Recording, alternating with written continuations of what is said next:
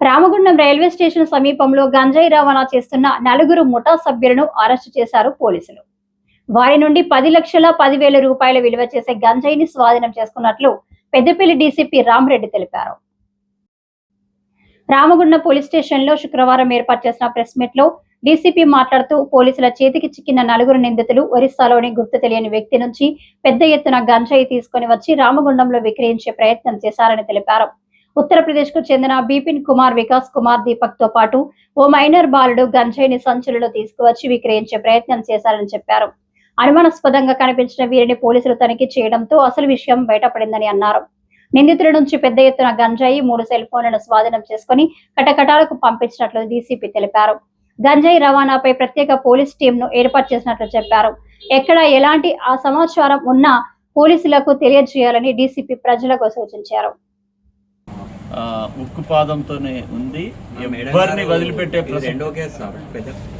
మన ఉత్తరప్రదేశ్కు చెందిన అంతర్రాష్ట్ర ముఠా, గంజాయి ముఠా 4 కలిసి ఒడిస్సా నుంచి తీసుకొని వచ్చి ఈరోజు మా సబ్ ఇన్స్పెక్టర్ సంధ్యారాణి ప్లస్ వాళ్ళ టీంతో వెహికల్ చెకింగ్ చేస్తుండగా అనుమానాస్పదంగా 4 వ్యక్తులు కనబడడం జరిగింది. ఇమ్మీడియట్గా వాళ్ళని చెక్ చేస్తే వాళ్ళ దగ్గర 20 కేజీల గంజాయి వర్త్ రూపీస్ 10,10,000 ఉన్నదాన్ని మా పోలీస్ ఆఫీసర్స్ రికవరీ చేసి సీజ్ చేయడం జరిగింది.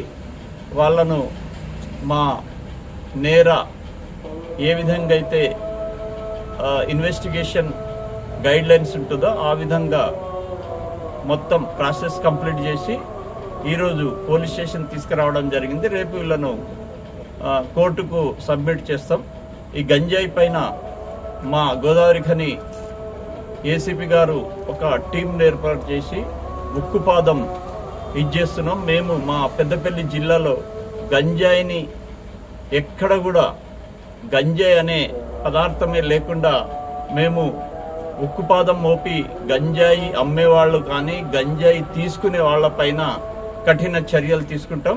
రేపు వీళ్ళను ఈ 4 వీళ్ళ పేర్లు వచ్చేసి విపిన్ కుమార్, వికాస్ కుమార్, దీపక్ అండ్ ఒక మైనర్ ఉన్నాడు. వీళ్ళ 4 రేపు జైలుకు పంపించడం జరుగుతుంది. 20 కేజీల గంజాయి 10,10,000 వర్త్.